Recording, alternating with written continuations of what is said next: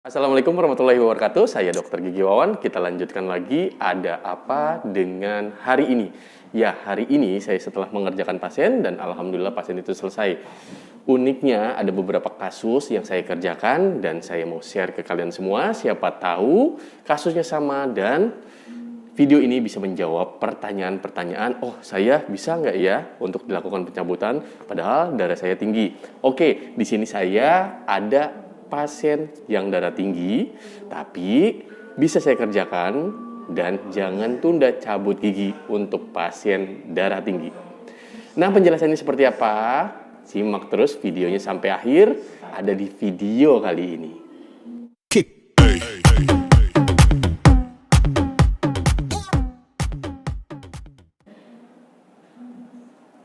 Oke, kita lanjut saja. Ini saya mau cari pasien dulu.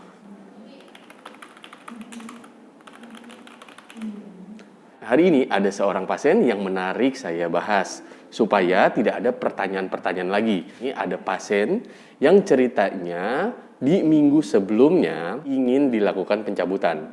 Memang pada saat pemeriksaan awal giginya itu sesuai dengan keluhannya. Kenapa? Giginya itu sudah berlubang cukup besar dan bagian-bagian akar sini, ya, bagian akar gigi tersebut di mesial distalnya sudah habis, bahkan tinggal setengah. Nah, tapi bagian mahkotanya masih ada, cuman gantung.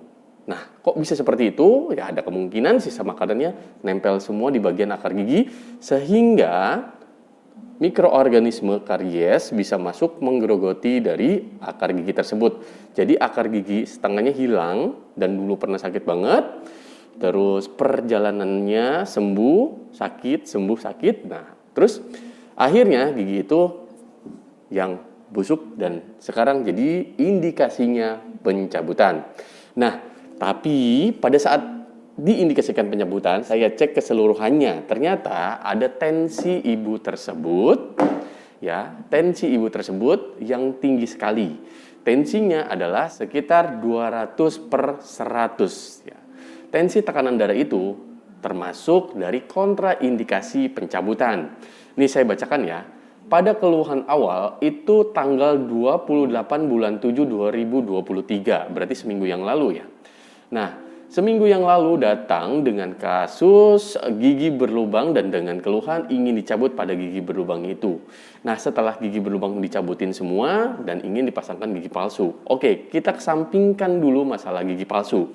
Kenapa? Karena kita fokus untuk pencabutan gigi dulu, karena kalau misalkan pemasangan gigi palsu harus bersih dari sisa akar dan gigi berlubang yang tidak bisa dipertahankan lagi karena itu sumber infeksi. Jadi intinya hari itu waktu seminggu yang lalu saya fokus untuk mencabut giginya. Ternyata harus tertunda. Karena apa? Karena tensi dari seorang pasien tersebut inisial SU usia 66 tahun, ya kan? Dengan tekanan darah 200/100 mmHg.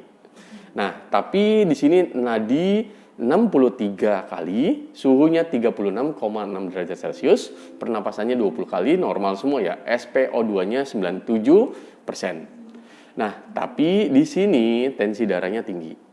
Nah, saya jelaskan ke ibunya atau ke pasiennya bahwa tekanan darah yang ibu milikin adalah kontraindikasi pencabutan. Jadi pada minggu yang lalu, nah, seorang pasien tersebut saya sarankan untuk rawat bersama dengan dokter penyakit dalam, yaitu dokter Stella Ilon SPPD. Nah, pada saat itu ibunya mau. Nah, tentunya dengan saya memberikan pengertian bahwasanya, Bu, kalau misalkan ke dokter gigi, itu jangan dalam keadaan panik.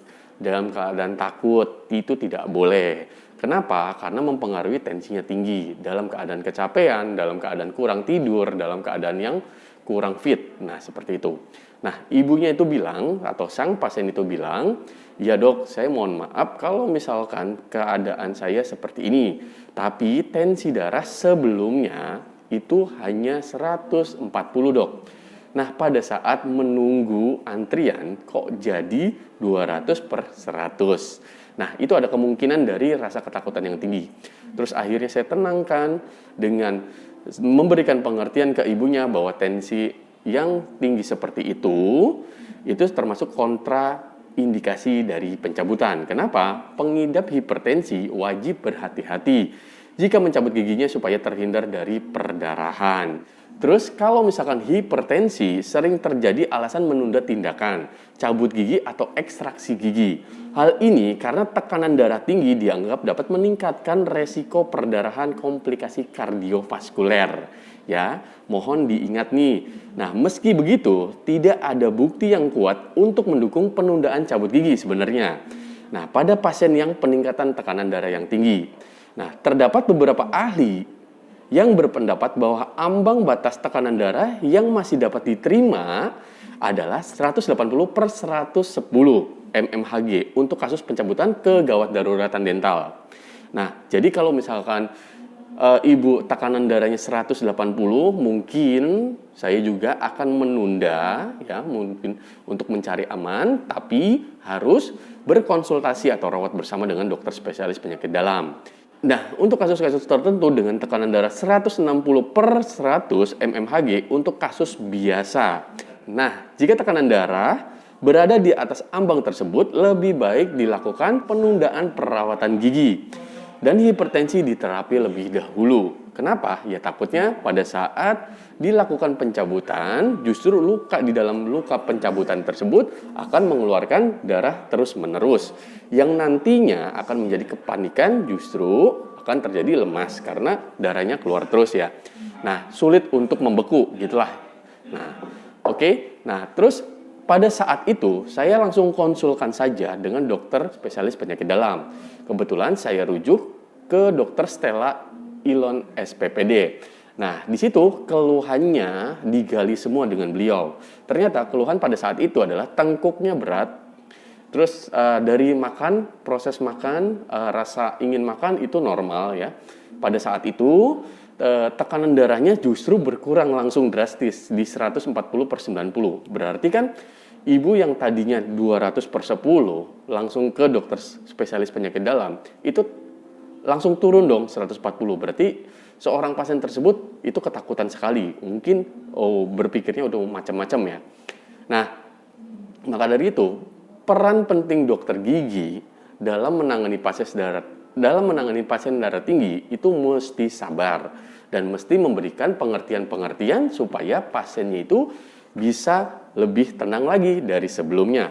Nah, ini ada edukasi dari dokter SPPD penyakit dalam tersebut, itu mengedukasikan untuk kontrol rutin untuk masalah tekanan darahnya dan memberikan toleran tindakan sedang jika tekanan darah di bawah 140/90. Nah, di sini ada ini ya balasannya. Nah, balasan arahan dari dokter penyakit dalam. Nah, ini saya rujukannya adalah ekstraksi atau kasus pencabutan menunggu arahan dokter SPPD. Jadi intinya dari kasus tersebut adalah rawat bersama antara dokter spesialis penyakit dalam dan dokter gigi yang akan melakukan pencabutan. Itu penting sekali. Jadi intinya kalau misalkan ibu bapak di rumah yang ingin dicabut giginya karena giginya sudah terindikasi pencabutan, bahwasannya tensi darahnya tinggi, jangan khawatir kalau menurut saya. Pergi berobatnya ke rumah sakit atau ke klinik yang memiliki dokter beberapa spesialis. Misalkan ada dokter gigi, ada dokter penyakit dalam, ada dokter jantung dalam satu klinik itu, atau lebih bagusnya lagi ke rumah sakit. Kenapa? Karena dalam satu tempat itu bisa rawat bersama dalam kasus ibu bapak. Nah, biasanya kalau misalkan datang dengan kasus yang tekanan darahnya tinggi ke satu klinik tapi single dokter, biasanya disuruh nunda dulu gara-gara tensinya tinggi. Nah, dari situlah pas pasien pulang aja tuh udah deg-degan, aduh saya kok tensinya tinggi ya, aduh gimana ya. Nah, dari situlah yang bikin kepanikan sendiri yang akhirnya tensi makin tinggi ya, seperti itu. Nah, terus pada saat hari ini sang pasien itu inisial SU itu datang lagi dengan keluhan yang sama, dok ingin dicabut. Saya bilang, Bu, alhamdulillah datang lagi Bu, iya dengan keluhan yang sama, ingin dicabut. Nah terus, Bu silakan duduk. Nah, terus saya perhatikan dari mimik muka sampai matanya itu jauh lebih tenang dari sebelumnya. Nah kalau misalkan seminggu sebelumnya, itu kan biasanya panik waktu itu dan rasa ketakutannya tinggi. Nah sekarang pada saat datang hari ini dengan tekanan darah 120 per 80 mmHg, nadinya 88 kali per menit, suhunya 36,7 derajat Celcius, pernapasannya 20 kali dan SpO2-nya 98%. Ini sangat membaik dari kondisi sebelumnya. Nah, dengan pemeriksaan fisik terdapat kavitas pada oklusal meluas ke arah mesial dengan kedalaman pulpa yang cukup dalam, terus palpasinya aman ya, negatif, perkusinya negatif, dan kloretilnya juga negatif tes vitalitasnya. Terus dengan diagnosanya gangren pulpa. Terus pada saat itu saya lakukan pencabutan dengan teknik anestesi lokal pada daerah sekitar ya, dibius dari mesial distal atau dari bukal lingual ya, kebetulan itu gigi bawah. Terus yang saya lakukan adalah pencabutan gigi dengan komplikasi berat seperti itu. Saya lakukan dep semuanya, giginya keluar dan alhamdulillah, dan pasiennya disuruh kontrol berikutnya. Pada saat pasien selesai, saya cek ulang di soket atau bekas pencabutannya itu benar-benar tidak ada gigi lagi. Saya yakinkan itu supaya tidak menjadi kepanikan lagi. Dan pasien tersebut disuruh melihat, Bu ini aman ya Bu, tidak ada apa-apa, tidak ada masalah. Jadi pencabutannya berjalan dengan lancar, giginya juga keluar. Alhamdulillah dok. Nah seperti itu. Kalau misalkan ada kasus-kasus seperti itu atau yang sedang dialamin pada saat ini dengan tensi yang tinggi, jangan khawatir. Itu bisa dilakukan dengan rawat bersama antara dokter gigi dan dokter spesialis penyakit dalam, khususnya untuk kasus hipertensi. Jadi jangan tunda cabut gigi pada kasus hipertensi. Tentunya dengan catatan harus turun dulu. Harus turun dulu tekanan darahnya baru bisa dicabut.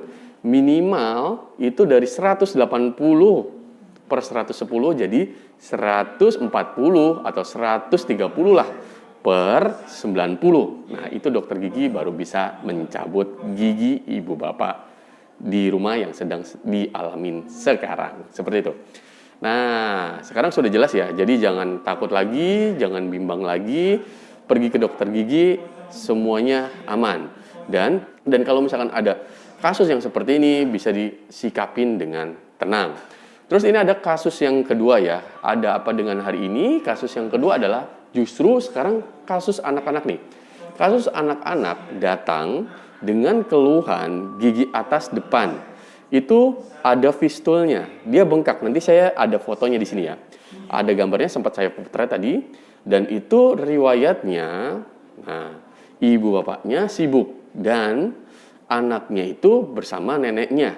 Nah, pada saat itu ada suatu kejadian jatuh. Kebenturlah gigi depannya. Nah, luka tersebut pada saat kebentur tuh tidak di treatment. Alhasil gigi itu sampai sekarang potong, padahal gigi susu, dan di sini ada fistul atau ada nanah gitu. Nah, treatmentnya itu baru umur 2 tahun. Treatmentnya saya lakukan insisi dari fistul tersebut dan treatment dari gigi susu atau gigi anak tersebut untuk perawatan saluran akar. Pada treatment kali ini untuk kasus gigi anak ini ya mungkin tadi banyak drama ya, mungkin anak itu ketakutan dan alhamdulillah saya bisa motivasi untuk bapak ibunya dan berjalan dengan lancar. Akhirnya yang luka di bagian sini ya, bengkak di bagian gusi depan karena luka kebentur, karena benturan tadi pada saat bermain mungkin dulu, dan sudah saya insisi dan drainase. Terus pada pemeriksaan itu, ini anaknya umur 2 tahun ya, pasien dengan inisial KA, dan pasien perempuan ya, pasien anak umur 2 tahun, berat badan 11 kilo, terus tekanan darahnya 90 per 70 mmHg, nadinya 82 kali per menit, suhunya 36 Celcius, terus pernapasannya 20 kali, SpO2-nya 99%.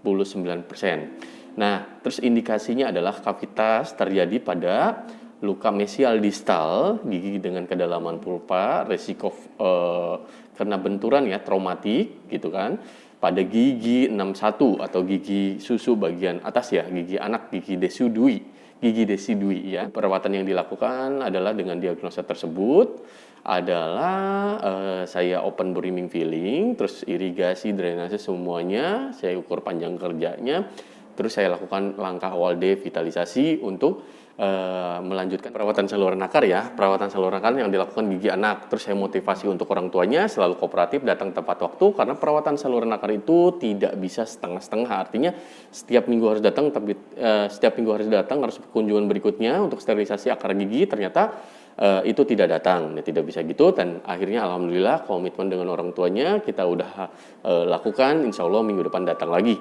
Dan pastinya saya belikan obat antibiotik pereda radang dan untuk pereda rasa sakitnya. Nah, itu semua yang ada di Ada Apa hari ini. Video ini bahas, semoga bisa membantu ibu bapak di rumah yang apabila kasusnya sama untuk mengetahui treatment apa yang akan dilakukan. Nah, pastinya datang ke dokter gigi kalau ada keluhan atau tanpa ada keluhan supaya tahu realnya dengan kasus yang dikeluhkan. Oke, sampai di sini dulu. Lanjut di next video. Mungkin saya akan bikinkan video terbaru lagi. Jangan lupa subscribe, like, comment, and share video ini dan bermanfaat buat orang lain. Sampai di sini dulu. Salam sehat, gigi kuat.